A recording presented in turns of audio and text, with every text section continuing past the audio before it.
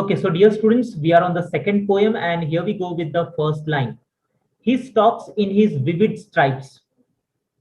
He stalks in his vivid stripes. That is alliteration figure of speech. Why? Here the consonant sound, okay, the sound of consonant is repeated. See, stalk, S sound is repeated, S. Okay, यहाँ पर stocks strips स sound जो है वो repeat होता है और स जो है वो कॉन्सोनेंट साउंड है.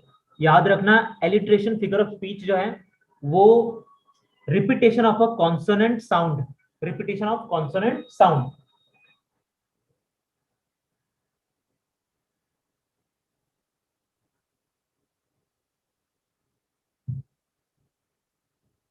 Here we go with the second sentence of the line. The few steps of his cage, the few steps of his cage.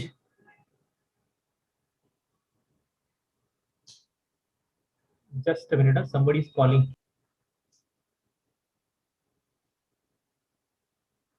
Okay, students, second sentence, the few steps of his cage, that is metonymy figure of speech. The words few steps, यहाँ पर जो word है यहाँ पर few steps, वो किसको represent करता है? The smallness of his cage. Few steps, the words few steps represents the smallness of his cage. Okay, कि कितना छोटा है यहाँ पर, क्योंकि जो टाइगर है वो सिर्फ कुछ कदम चल पाता है, क्योंकि टाइगर क्या हमेशा उसको खुले मैदान में, एक जंगल में चलने की आदत है, और यहाँ पर कुछ कदम वो इधर जाता है, कुछ कदम इधर आता है, तो कितना छोटा वो केज है. सो उस केज को रिप्रेजेंट करता है, smallness of his cage. So that what few steps, तो ये एक मेटोनिमी फिगर ऑफ स्पीच है. सेकंड. थर्ड है, अगर आपको कोई पॉसिबिलिटी लगती है किसी सेंटेंस की कि क्या सर ये नहीं हो सकता, वो नहीं हो सकता, तो you are most welcome everyone.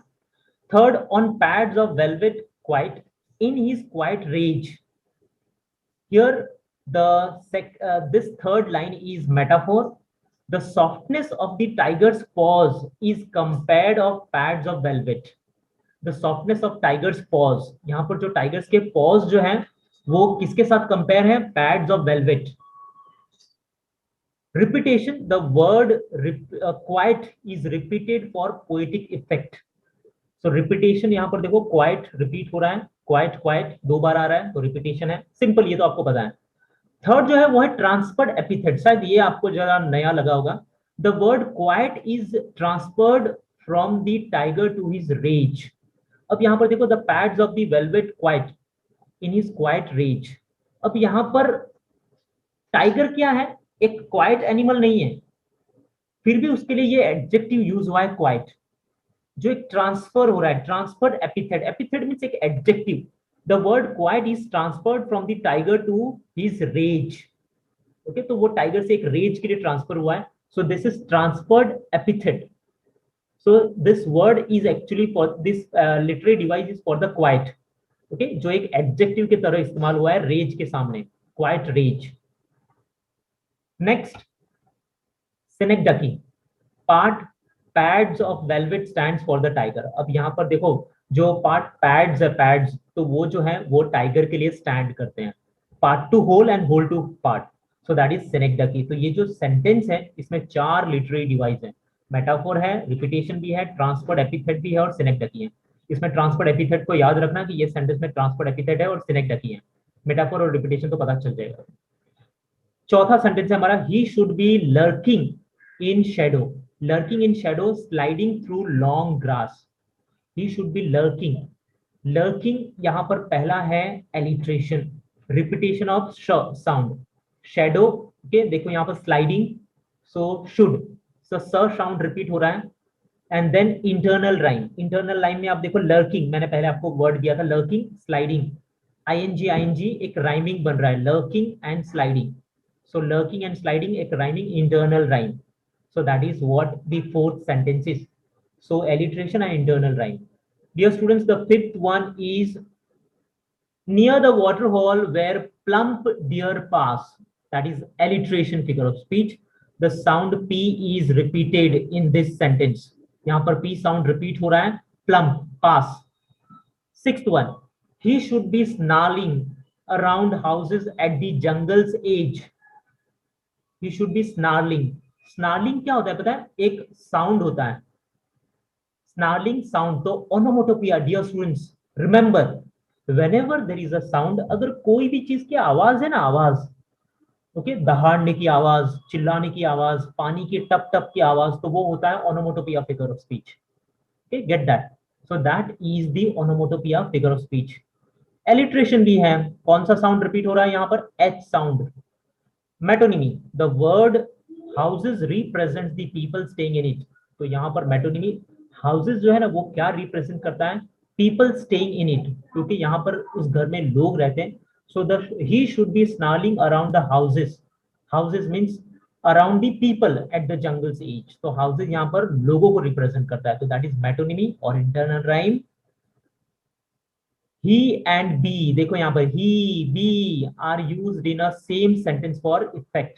He, be, so that is internal rhyme. Okay, sixth, seventh. Yes, Yes, sir. sir. Yes, sir. Okay, so bearing his white fangs, his claws terrorizing the village. Synecdoche part fangs and claws stands for the tiger. अब देखो कुछ तो ideas आपको आ रही होगी कि okay सिनेक्डकी figure of speech क्या होती है. ओके, फैंग्स एंड क्लोज, तो ये किसी इंसान के लिए यूज हो रहे, तो ये उसके पार्ट है. ओके, पार्ट है, पार्ट टू होल, तो उसको सिनेक्डकी बोलते हैं. ओके, एक्सक्लेमेशन क्यों है? क्योंकि यहाँ पर देखो विलेज के पीछे एक्सक्लेमेशन मार्क है, एक्सक्लेमेटरी फॉर्म, तो एक्सक्लेमेशन फिगर ऑफ स्पीच है. इंटरनल राइम क्यों है? ओके, बेरिंग, टेरराइजिंग, तो ये एक राइमिंग वर्ड्स है, बेरिंग, टेरराइजिंग, तो इंटरनल राइम है. रिपीटेशन क्यों है भाई? हीज इज रिपीटेड, यहाँ पर हीज रिपीट हुआ है. देखो यहाँ पर पहले जो दूसरा वर्ड है वो हीज है, फिर फैंग्स के बाद हीज है, तो रिपीटेशन है. सेवेंथ पता चला सबको? Eight one. Yes, sir. But he is locked in a concrete cell. But he is locked. अब यहाँ पर मेटोनिमी क्यों है? Concrete cell represents the cage. यहाँ पर कॉन्क्रीट सेल बोला है, देखो कॉन्क्रीट से बना हुआ, तो वो क्या दिखाता है? केज दिखाता है, एक पिंजरा दिखाता है कि वो एक पिंजरे में बंद है. ओके, उसको एक केज में बंद कर दिया है, वरना अगर उसको बाहर छोड़े तो वो अपनी ताकत दिखा सकता है. सो कॉन्क्रीट सेल, यहाँ पर जो वर्ड इस्तेमाल हुआ है उसका मीनिंग होता है केज. ओके, जब कोई एक्चुअली मीनिंग यूज ना करते हुए कोई पर्टिकुलर अलग वर्ड इस्तेमाल करके वो किसी कोई और चीज को दिखाता है या रिप्रेजेंट करता है, वो metonymy, metonymy figure of speech हुआ दोस्तों. नाइन्थ है ही स्ट्रेंथ बिहाइंड बार्स. आयरनी है यहाँ पर. और एलिट्रेशन, एलिट्रेशन क्यों है ये तो आपको पता है, ज्यादा अभी मैं डिटेल में नहीं बताऊंगा. आयरनी क्यों है? The meaning is exactly opposite, that the tiger is helpless behind bars and without strength. अब देखो जब कोई सेंटेंस वहां पर लिखा होता है लेकिन उसका एकदम ऑपोजिट मीनिंग होता है, उसमें एक आयरनी छुपी है. यहाँ पर देखो ही स्ट्रेंथ बिहाइंड बार्स. अब यहाँ पर टाइगर कितना हेल्पलेस है. हम देखो कभी कभी जानवरों को चिढ़ाते हैं, पिंजरे के बाहर हम रहते हैं, ए न न न न न न इस तरीके से चिढ़ाते हैं, लेकिन अगर उसको बाहर खुला छोड़ दिया जाए तो हम ऐसे भागेंगे that will not be even able to see back, कौन आ रहा है पीछे. ओके, ऐसे भागेंगे कि पीछे पलट कर भी नहीं देखेंगे. So here this is an irony. The meaning exactly opposite, that the tiger is helpless behind the bars. Okay, बिल्कुल helpless है, वो कुछ नहीं कर सकता. अब इतने लोहे के सरिया होंगे कैसे टाइगर तोड़ पाएगा? So his strength कहाँ पर है? यहाँ पर उसकी strength. Okay, so एकदम helpless है, वो मजबूर है, कोई strength नहीं है ऐसा. So his strength behind bars. Irony. Number 10, stalking. Stalking the length of his cage, ignoring visitors. Internal rhyme. Stalking and ignoring, देखो यहाँ पर राइमिंग वर्ड है, stalking, stalking, ignoring, rhyming. Okay, internal rhyme. Next 11th है two sentences. He hears the last voice at night the patrolling cars. तो यह है onomatopoeia. तो यहाँ पर voice, transferred epithet, word patrolling, transferred to the police to the cars with the which they are closely connected. Alliteration है, ये तो पता है आपको, ट्रांसफर्ड. और लास्ट है and stares with the brilliant eyes at the brilliant stars. Synecdoche, eyes tiger के लिए दिखाते हैं, मेटाफोर है. एलिट्रेशन पता है, रिपीटेशन भी आपको पता है. मेटाफोर क्यों है? Indirect comparison between eyes of the tiger and stars. So dear students, 11th, he hears the last voice at night, the patrolling cars. Patrolling cars, transferred epithet. The word patrolling is a transferred from the police to the cars with which they are closely connected. अब देखो यहाँ पर revision करवाऊंगा तो उसमें थोड़ा बताऊंगा आपको कि ट्रांसफर एपिथेट क्या है, उसके एग्जांपल्स उस तरीके से लेंगे ना तो थोड़ा पता चलेगा आपको. लेकिन एडजेक्टिव का इस्तेमाल जिसके लिए इस्तेमाल हो रहा है वो ट्रांसफर हो रहा है, ट्रांसफर हो रहा है. Epithet means adjective. तो वो एक चीज से दूसरी चीज के लिए ट्रांसफर होना, एडजेक्टिव का, फॉर वन, एक चीज से दूसरी चीज के लिए। इसलिए यहाँ पर देखो what it is said that the word patrolling is transferred from the police to the cars with which they are closely connected. Okay, cars means police, ऐसा पुलिस कार, पुलिस से वो कार के लिए ट्रांसफर हो रहा है, patrolling cars. तो patrolling कौन करते हैं? पुलिस करती है ना, कार थोड़ी करती है। तो ये पेट्रोलिंग कार, ऐसा तो कैसी कार? तो पेट्रोलिंग करने वाली कार। तो ये पुलिस के जगह कार के सामने इस्तेमाल हुआ है, ऐसा एलिट्रेशन है और रिपीटेशन है। चलो अब एक्सरसाइज आ गई first. I hope Swati ji थोड़ा बहुत आपको आइडिया आया होगा। Yes, sir. Okay, here we go with the first. He stalks in his vivid stripes. What is the answer? Alliteration. Alliteration, absolutely right. Second one. Internal rhyme and metaphor. Okay, absolutely right. That is, just a minute. On pads of velvet, quiet. No sir, transfer effect and side option C आएगा। Option C. Okay, थोड़ा मुझे एकदम ये लगा। So second का आएगा C. Third, he should be lurking in shadow, sliding through the long grass. Internal rhyme। बिल्कुल सही पकड़े हैं। थर्ड का आएगा B, बिल्कुल सही है। चलो fourth, near the water hole where plump deer pass. Fourth, Alliteration. क्या बात है, बहुत ही अच्छे alliteration figure of speech. Fourth का आएगा D। Fifth, he should be snarling Onomatopoeia. क्या बात है, ओनोमोटोपिया, एब्सोल्युटली। क्यों ओनोमोटोपिया है, कोई समझाएगा मुझे? Why onomatopoeia? Snarling sound reprise. Very good. Okay, snarling का मीनिंग होता है साउंड, और साउंड जब भी आता है तो ओनोमोटोपिया। Very good. सिक्स्थ है bearing his wide fangs, terrorizing the village. First A. Option A. Very good. Synecdoche, A. Sixth का आएगा A. Seventh, but he is locked in a concrete cell. Metonymy. क्या बात है। Seventh का आएगा D for dog, metonymy, right. 8, his strength behind bars. 8 का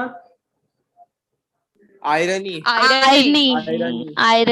his strength behind the bars, right answer. 8 का आएगा B. 9, stalking the length of his cage, ignoring Internal rhyme.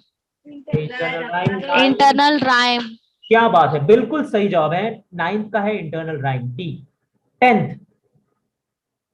10th, he hears the last voice at night. Transfer epithet and onomatopoeia. बिल्कुल सही है, B। 10th का answer है B, transferred epithet and onomatopoeia, right answer. 11th, and stares with his brilliant eyes at the brilliant stars. internal rhyme and synecdoche, option A। Option A. Option B। Yeah, very good. 11th का आएगा B for bat, synecdoche and metaphor. Dear students, okay, internal rhyme नहीं है इसमें, synecdoche है लेकिन internal rhyme नहीं है, इसमें synecdoche और metaphor है। So that is your 11th का आंसर आएगा B. Very good. So ये आपके आंसर की है। Let's go on the poem number 3, dear students, the ball poem. Okay, and this will be the last poem क्योंकि 4 minute है हमारे पास। ये बॉल पोएम तो छोटी है, हम इसको कवर कर लेंगे। Okay, so here we go with the next poem, that is the ball poem, and here is the first sentence. What is the boy now who has lost his ball? What is the boy now who has lost his ball? Interrogation. A question is asked not for the sake of an answer but for the poetic effect. उसको बोलेंगे हम interrogation. Remember, जब कोई poetic effect के लिए सवाल पूछा जाता है, क्वेश्चन पूछा जाता है पोएटिक इफेक्ट के लिए, उसको बोलेंगे इंटरोगेशन। हमने ये फिगर ऑफ स्पीच ऐसे पढ़ी नहीं है, लेकिन ज्यादा करके क्वेश्चन मार्क आता है, इसमें कोई क्वेश्चन मार्क नहीं है, बट एक क्वेश्चन पूछा गया, what is the boy now who has lost his ball, so that is interrogation. And alliteration क्यों है ये तो पता है। अब मैं एलिट्रेशन को एक्सप्लेन नहीं करूंगा दोस्तों, क्योंकि आपको पता है एलिट्रेशन फिगर ऑफ स्पीच क्यों आता है। Okay, that I am not going to tell. Third sorry second sentence, what is he to do. अब यहाँ पर देखो क्वेश्चन मार्क है, क्वेश्चन भी है तो इंट्रोगेशन है। इंट्रोगेशन तभी आता है जब एक क्वेश्चन होता है, क्वेश्चन मार्क आ जाए तो आपको तुरंत पता चल जाएगा कि ये इंट्रोगेशन है।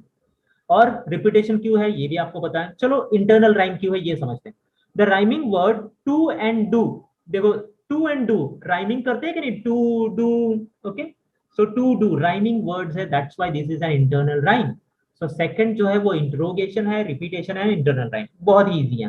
Third, I saw it go merrily bouncing down the streets. I saw it go merrily bouncing.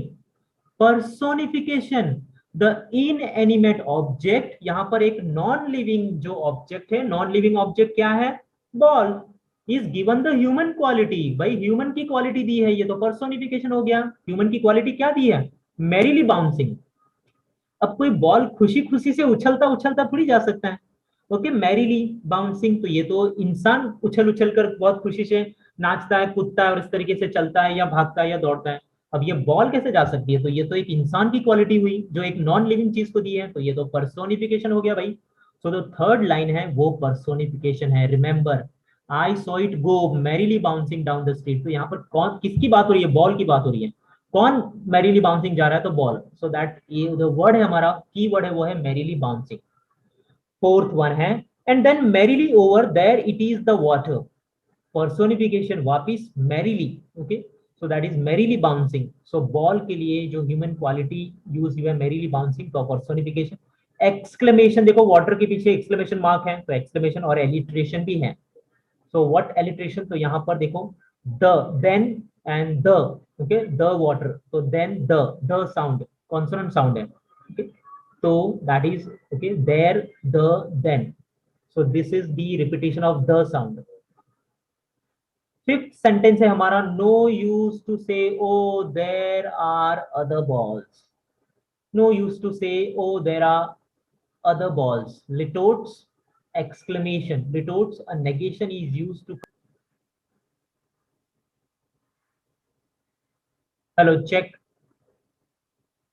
Am I audible, everyone? Yes, sir. Okay. So no, Yes, negative, sir. negative Yes, sir. litotes or exclamation. No used to say, oh, there are other balls. तो इसमें actually most appropriate है, that is litotes. Next, sixth, an ultimate shaking grief fixes the boy. Transferred epithet, an ultimate shaking grief fixes the boy. The adjective ultimate shaking has been transferred from the boy to his grief. Ultimate shaking grief, कैसा grief, ultimate shaking। तो ultimate shaking जो है वो boy के लिए, लेकिन उसको transfer किया गया है grief के लिए, with which he is closely related। okay, जो उससे closely related है, that is transferred epithet।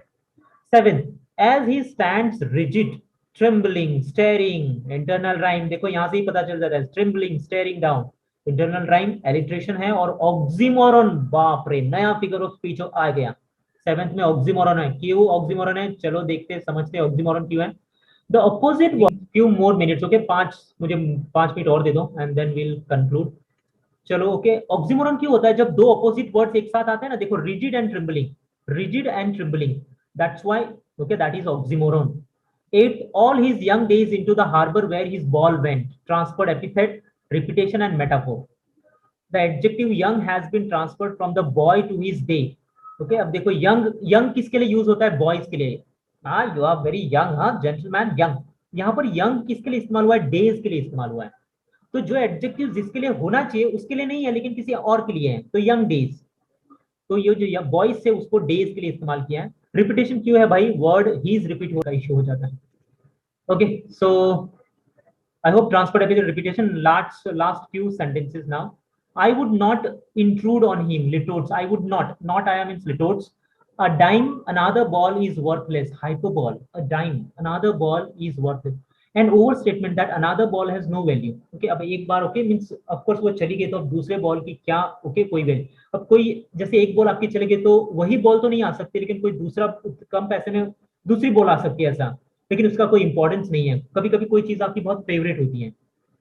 So now he senses first responsibility in a world of possessions. Epigram, ये समझना होगा आपको थोड़ा. A pointed statement that the loss of the ball teaches him the meaning of what it feels to lose one's worldly possession. मुझे याद दिलाना, epigram में आपको थोड़ा डिटेल में समझाओगे कि ये क्या है actually figure of speech. Epigram, we have not studied this. अब इसमें यहां से थोड़ा समझ लो कि ये पॉइंटेड स्टेटमेंट है, ऐसा statement that the loss of the ball teaches him, ये जो एक बॉल उसका खो गया उससे वो एक कुछ सीखता है. The meaning of what it feels to lose one's worldly position. जब आपका सेलफोन खो जाता है तो आपको एक सीख मिलती है उससे कि मुझे नेक्स्ट टाइम एक्स्ट्रा केयरफुल रहना है, that I have lost my wristwatch, I have lost my this, I have lost my that. So you learn something from that. Epigram, remind me this, I'll explain you and elaborate this figure of speech epigram. Let's see 12. People will take balls, balls will be lost always. Repetition तो है ही, alliteration भी है. Apostrophe क्यों है? Direct address is made to the boy who doesn't respond. Okay, so direct address is made to the boy who doesn't respond, that is apostrophe. People will take balls, balls will be lost always, little boy. तो little boy, तो यहाँ पर boy को सीधा address किया गया है, that is when addressing the somebody directly, so that is apostrophe. Here we go. 13, and no one buys a ball back, money is external. Alliteration है, litotes है, क्यों है litotes? No. He is learning well behind his desperate eyes. Epistemology of loss, that is transferred epithet. Synecdoche है alliteration. Synecdoche है eyes के लिए, alliteration आपको पता है transferred epithet. Adjective desperate जो है has been transferred from the boy to his eyes. Okay, तो desperate boy के लिए, लेकिन वो transfer हो रहा है eyes के लिए, तो उसकी आंखें desperate है, desperate eyes. फिर alliteration आपको पता है ये. Okay, the alliteration, how stand of knowing that alliteration. Then next 16 also alliteration. Okay, so 15 and 16 both are alliteration. चलो इसको हम थोड़ा exercise करके then we'll depart. So the first, what is the boy?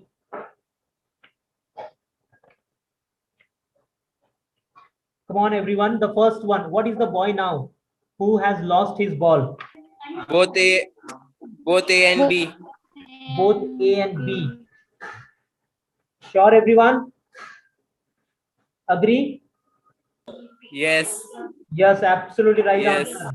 Good, good. Next, second one. What is he to do? All of above. All of the above. Okay, which one? Second one. D, all of the above. Absolutely right. Absolutely. Internal rhyme भी है, repetition भी है और rhetoric interrogation भी है. Third one. I saw it go merrily bouncing. A. Personification. Personification. Yeah, Person. absolutely right. Yeah. Third one is A. Fourth, and then merrily over there it is the water. Personification. Absolutely right. Personification. Fourth का B है, personification है. Next, number 5. No use to say, oh, there are other balls. Come on. Litos and exclamation. बिल्कुल सही. अगर आपने लिटोट्स देखो, no लिटोट्स, बिल्कुल सही. फिफ्थ का आंसर है B. Sixth, an ultimate shaking grief fixes the boy. Transferring epithet. Very good. 6 का आएगा C, transferred epithet. 7, as he stands rigid trembling staring. Internal rhyme. 7th का आएगा internal rhyme. Very good. 7th. 8, all his saying days, 8, all his young days into the harbor where his ball went. 8, young days, young.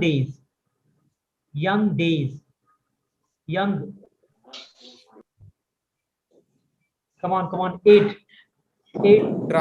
Transfer epithet And metaphor. Very good.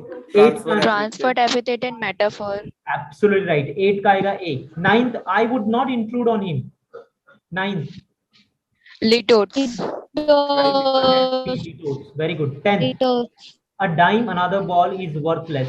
10th. hyperbole. Absolutely right. Hyperbole. बिल्कुल सही. 10th का आएगा D for dog, hyperbole. 11, now he senses first responsibility in a world of possessions. 11. Epigram. 12, people will take balls will lost always, little boy. 12, All of the above. क्या बात है, very good.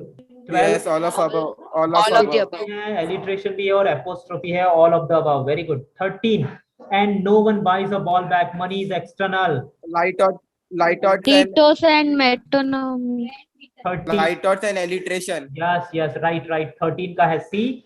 Litotes and metonymy. 14. He is learning well behind the desperate eyes. The epistemology of loss. 14. Desperate eyes. Transfer epithet and synecdoche. Option C. Yeah. Of 14 C. Right. Right, right. 15. How to stand up knowing what every man must one day know. How to stand up knowing what every man must one day know. 15. 15. Alliteration. Alliteration. Yes. Alliteration. Men. The last and most know many days how to stand up. 16. Alliteration. Alliteration. Alliteration. जो last के 2 line थी वो alliteration ही थी. So dear students, these are the total I think up to the ball poem we have completed. In the next session we'll discuss the further figure of speech and we'll cover up all the poems. So I hope you have enjoyed this session today. Thank you so much. See you in the next session. Yes, sir. If anybody has any queries, then you can ask me. You can let